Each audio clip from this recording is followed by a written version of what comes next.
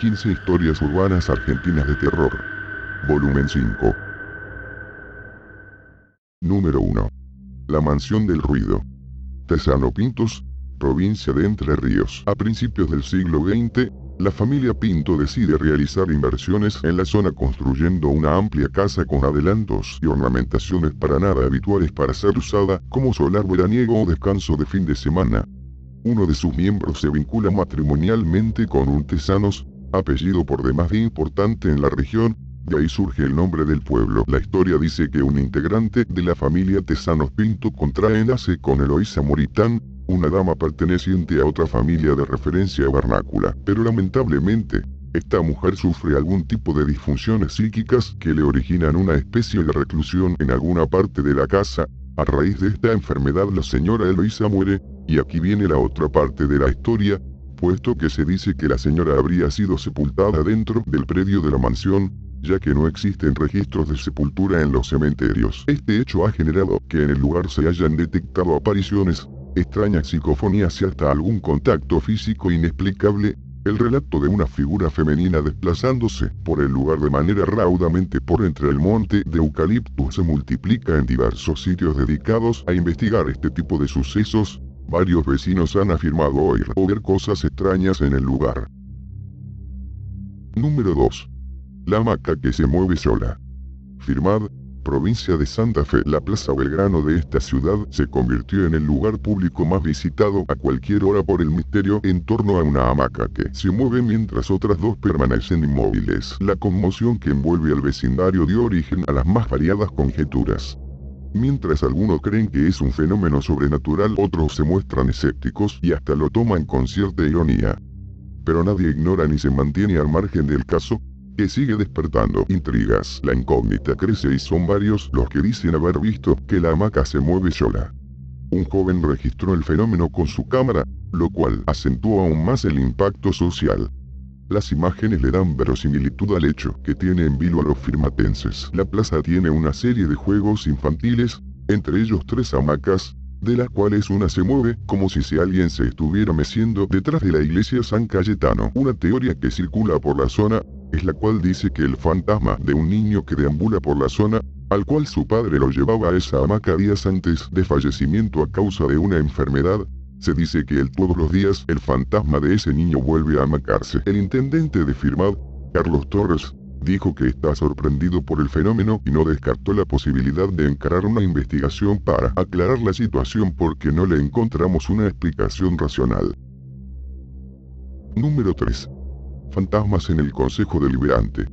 Caleta Olivia, provincia de Santa Cruz. Un concejal de la ciudad de Caleta Olivia, Santa Cruz, afirmó de manera oficial que en el antiguo edificio del Cuerpo Deliberativo hay fantasmas. El concejal del Frente Unión para Vivir Mejor, Rubén Martínez, también aseguró que hay fantasmas que aparecen de noche en ese edificio.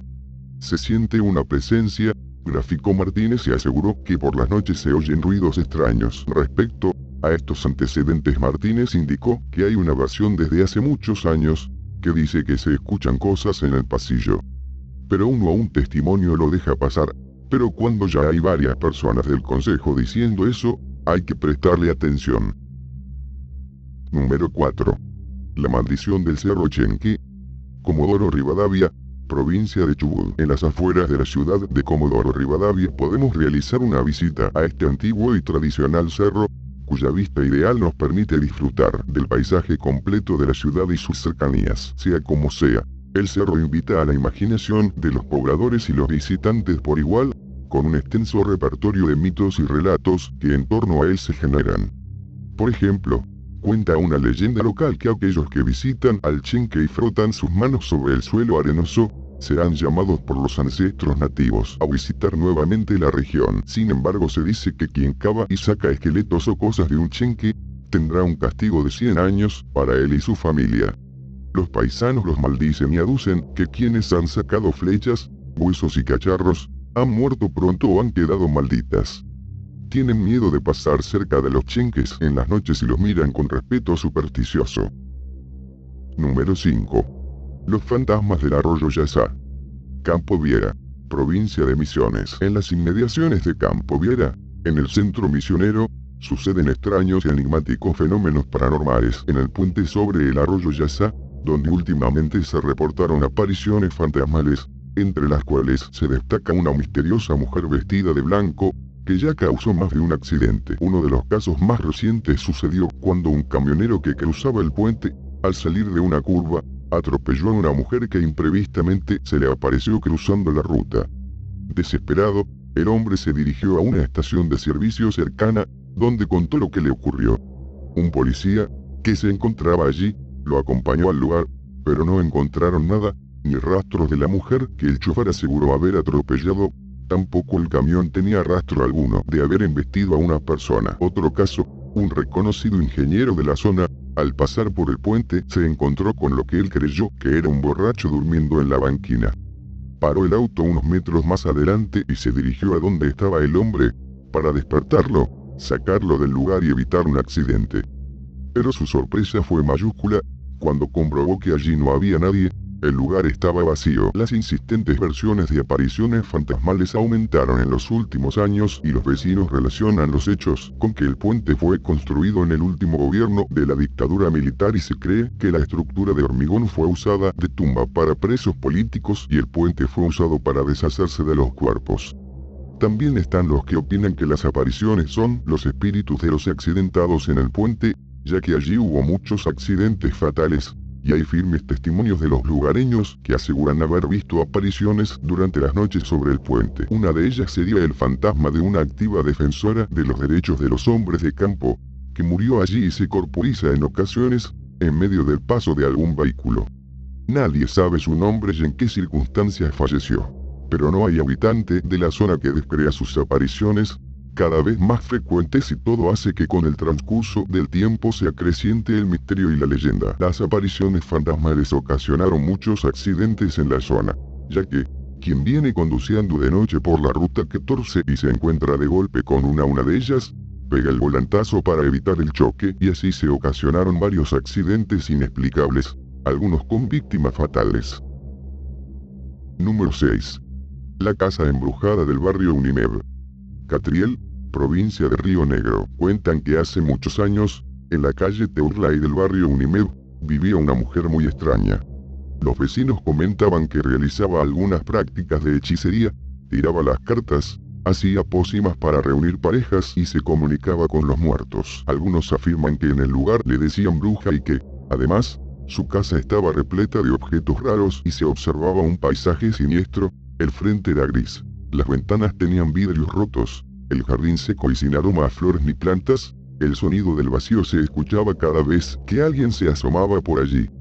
Por lo tanto, nadie tenía contacto con la mujer y ella había notado el rechazo, pero solo se reía y mucho. Pasaron los años y falleció.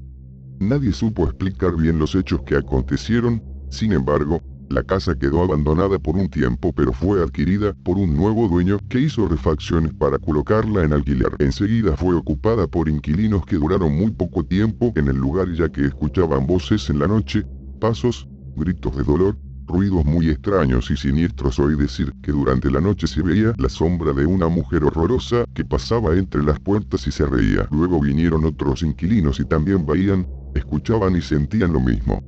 Los últimos escucharon el llanto de un niño y huyeron despavoridos. Pasó el tiempo y ante la imposibilidad de alquilar el lugar, finalmente lo cerraron. Cuentan que la bruja nunca olvidó y se vengó de todos. Número 7.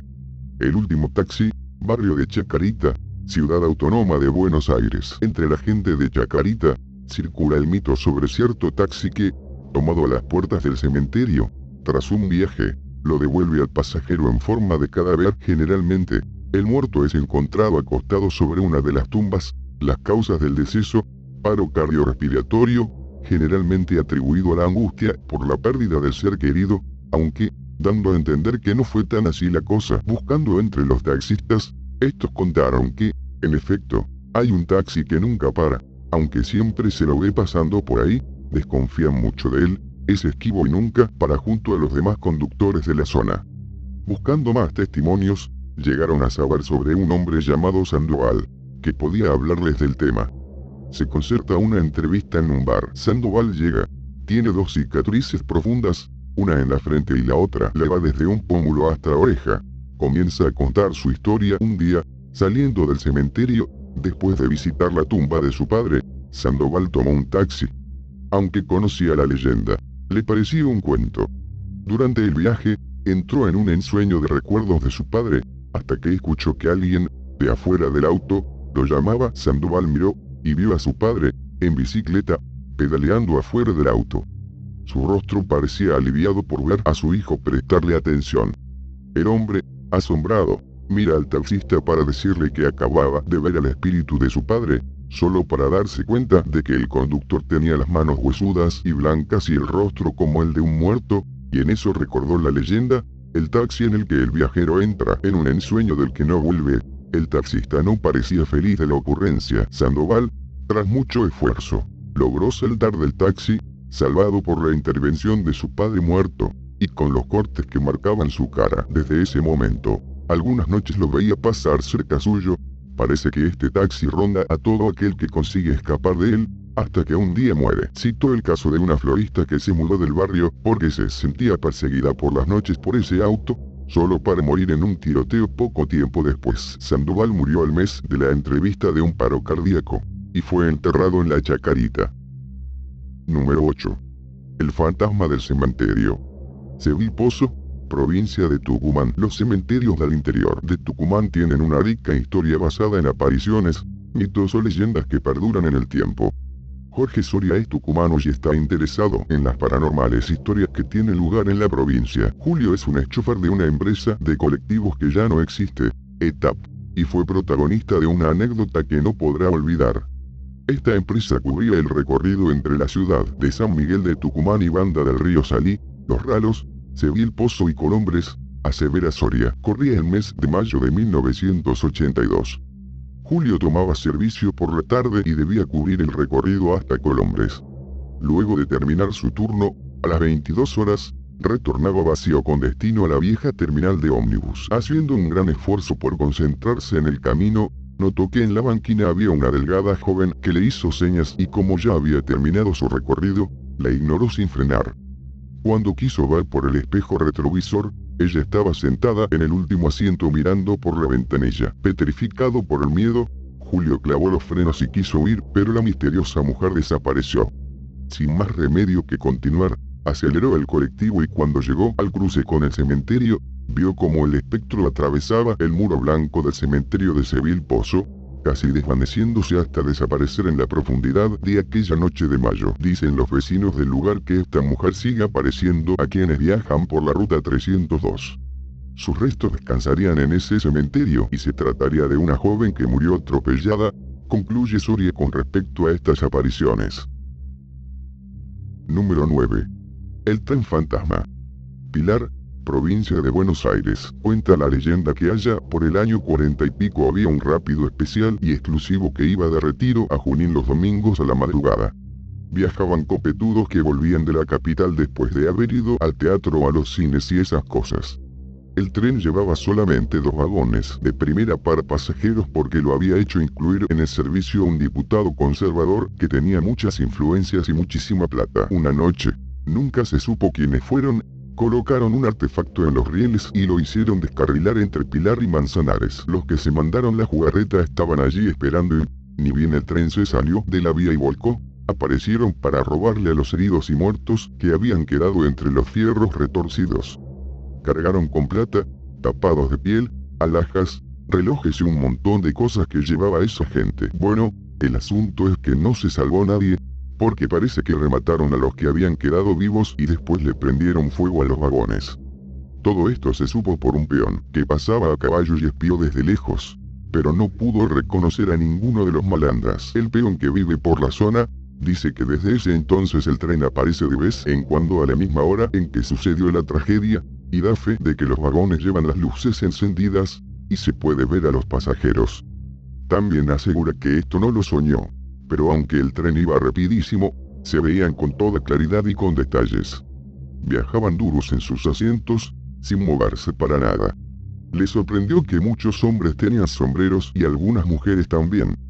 Todos iban muy bien empilchados y casi todas las minas llevaban tapados de piel y alhajas, como si fueran de otra época. Algunos inventaron la teoría de que no va a dejar de pasar hasta que se descubra a los culpables.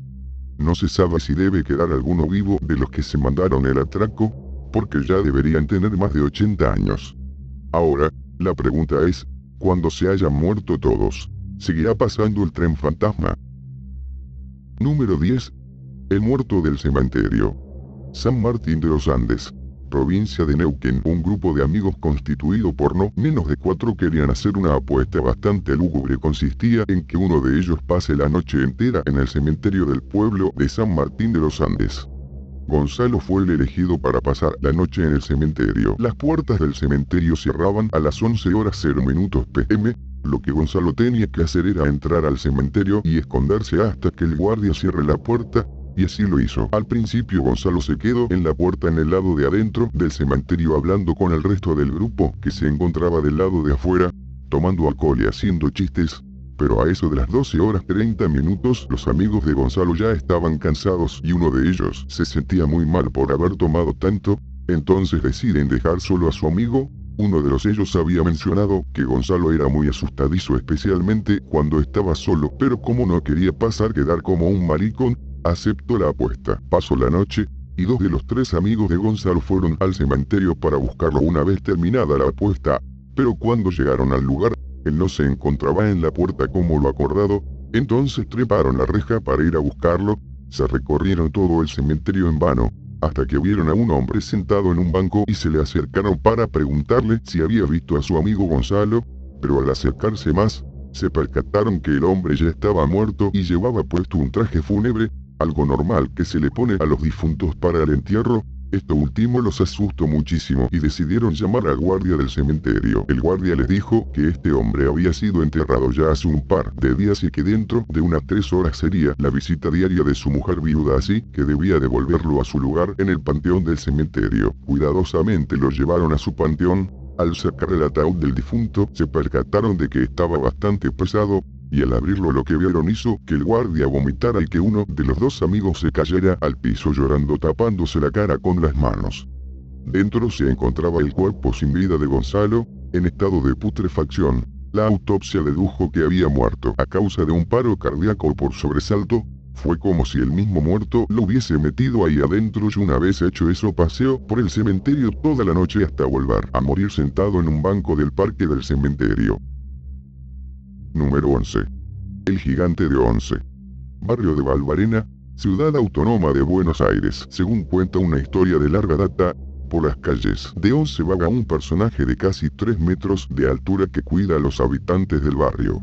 Este gigante bonachón ha salvado a víctimas de choques y ha espantado a más de un malhechor. O al menos esto es lo que narran los vecinos de Valvanera que confían en su presencia protectora. Algunos afirman que este ser es el mismísimo Golem, un hombre artificial creado en el siglo XVI por un rabino de Praga, llamado Judalo Evan Bezabel.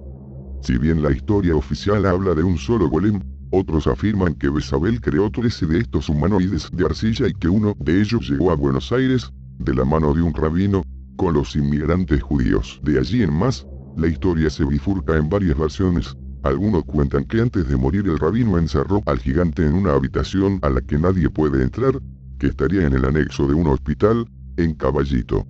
Otros creen que vive en un callejón oculto, que podría ser el pasaje Colombo o el Victoria.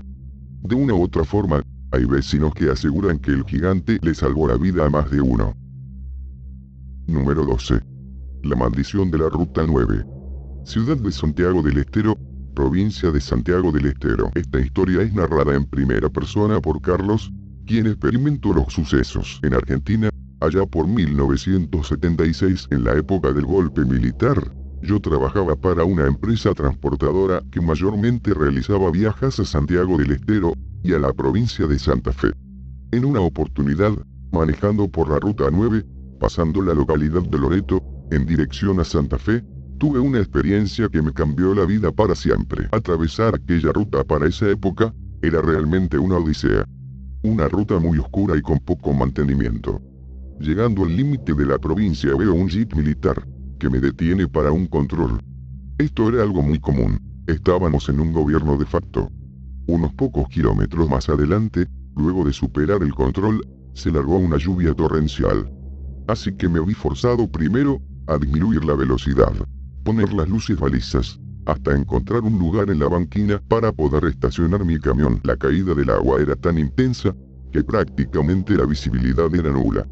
Luego de unos metros, comienzo a ver que la banquina se ensancha. Decido estacionar. Apago las luces del camión. No se veía nada, solo se escuchaba la lluvia. Unos pocos metros más adelante, veo un árbol muy grande. El viento era tan fuerte que pensé que por poco se rompían las ramas del árbol. Luego de transcurrida una hora, la tormenta había cesado. Seguía lloviendo pero se veía un poco más. Algo de pronto me llamó la atención. Vi como una rama muy grande de ese árbol se comenzó a mover de una forma muy rara. Hice un esfuerzo para fijar la mirada ahí, y pude apreciar que en la punta de esa rama había una tela de color negro que se ondeaba por el viento. Me pareció extraño no haberme percatado anteriormente, no sé por qué. Prendí las luces altas, y allí la vi. Una mujer en cuclillas sobre la rama del árbol. La tela que flameaba era parte de sus vestiduras. Esta levantó su rostro, saltó del árbol, y comenzó a caminar hacia mí. En mi desesperación decidí colocarle los seguros a la puerta. Pude ver, aterrado, un rostro demacrado, pálido, con dos cuencas oscuras en las órbitas de los ojos, la piel pegada a sus huesos. Arranqué el camión lo más rápido que pude. Salí de ahí. Quería aumentar la velocidad pero la tormenta me impedía hacerlo. Después de unos 20 minutos de manejar, una voz, proveniente de la cabina de atrás, la que se usa para descansar en viajes largos, me llamó por mi nombre. Carlos. Imaginen el terror que sentí, una ruta desolada con nadie a quien recurrir. Lo más espantoso es que por el espejo retrovisor podía ver en la cabina la cabeza de esa mujer mirándome y riéndose. Jamás en mi vida sentí tanto miedo. Sin darme cuenta, comencé a acelerar el camión a fondo, hasta que en un momento, una mano me toma mi hombro y comienzo a forcejear con ella. Perdí el control del camión y terminé volcando. Me salvé por tener el cinturón de seguridad. Atrapado en la cabina del camión, veía como aquella mujer asomaba su rostro por la ventanilla del acompañante. Un rostro inexpresivo, que me miraba como si fuera la propia muerte, que venía a reclamarme. Solo rezaba un Padre Nuestro de la impotencia. Cuando dije amén, la mujer desapareció repentinamente. Empiezo a escuchar sonidos, una sirena, y una camioneta de la cual bajan dos hombres que empiezan a gritar: «Si hay alguien con vida que hable, por favor». Al cual con mucho esfuerzo por reincorporarme contesté: «Acá». Me socorrieron. Me preguntaron qué había pasado. En primer momento no quise decir nada sobre esa aparición, por miedo de que me creyeran loco. Uno de los hombres se quedó conmigo, mientras que otro fue hacia el control militar a buscar ayuda. Como a la hora y media, regresa el camionero con 4 militares, un sargento y 3 soldados rasos. Después de practicarme primeros auxilios me preguntan qué pasó. Les cuento con mucho detalle. Uno de los soldados me cuenta que una hora antes había pasado por el control una pareja que volvía de Santa Fe, se detuvo y explicó cómo una mujer se cruzó en la ruta poniéndose en el medio de la carretera.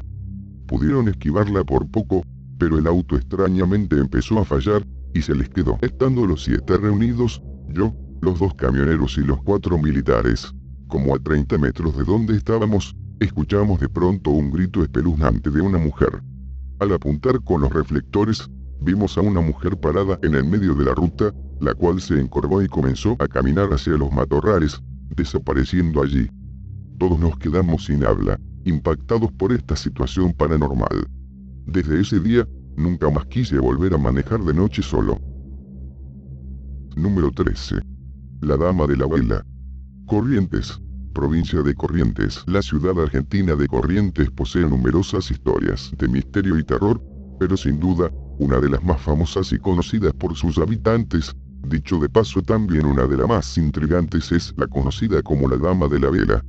Ellos cuentan que en el edificio de la Escuela Normal Dr. Juan Gregorio Pujol, ubicado en la calle Bolívar, suele verse por las noches la bella y misteriosa figura de una mujer joven, vestida con un largo traje de encaje blanco y una capa de pana roja. Esta misteriosa aparición recorre los pasillos de todos los pisos de dicho establecimiento, subiendo y bajando las escaleras del lugar, llevando en sus manos una distintiva vela roja, elemento al que le debe el nombre su historia, la Dama de la Vela. Este misterioso ente se desvanece cuando alumbran los primeros destellos del alba, y los alumnos que la han visto han dejado de ir a la institución para siempre. Número 14. La Casona del Libertador. San Juan, provincia de San Juan, el Libertador y lateral oeste de Circunvalación, a metros de Casa de Gobierno, una coqueta casa construida hace más de 60 años es desde hace décadas el flanco de rumores. En esa esquina creció el mito, dicen los vecinos que un bebé murió y su madre quiso conservar el cuerpo, aunque tuvo que ser entregado ante el descubrimiento de las autoridades. La criatura siguió llorando por años. Ese sollozo, aseguran, todavía puede escucharse en ocasiones, al pasar por el lugar. Como todas las leyendas urbanas, queda reducida a eso únicamente. A punto tal que en la actualidad es la sede de un medio de comunicación que volvió a darle actividad al inmueble, durante años dormido ante la mirada temerosa de los transeúntes. Número 15. La leyenda del lago Epecuén. Villa Epecuén, provincia de Buenos Aires. Según cuenta la leyenda, después de un gran incendio de bosques, un niño fue encontrado por un grupo de indios leguches y bautizado Epecuén, que en su lengua significa casi quemado, en recuerdo del fuego del que se salvó por milagro. El huérfano creció fuerte y demostró ser valiente en la guerra. En una batalla victoriosa contra los tehuelches, Epecuén, que ya era un joven atractivo, se apoderó de la hija del cacique enemigo, la joven y fresca Tripantu, que en la lengua pampa significa primavera. El amor del guerrero y la doncella duró lo que dura una luna completa, y, tras ese periodo de intensa felicidad, Epecuén se enamoró de otras cautivas robadas en las batallas. Esto causó una profunda tristeza en Tripantu y comenzó a llorar de tal manera que sus lágrimas formaron un gran lago salado que ahogó a Epecuén y a todas sus amantes. Y con esto se llevó a gran parte de la población y destruyendo al pueblo y sus hogares. Esa fue su venganza. Bueno amigos, eso es todo. Si les gustó el video, por favor, denle al me gusta y compártanlo, eso me ayudaría mucho. No olviden suscribirse para más videos.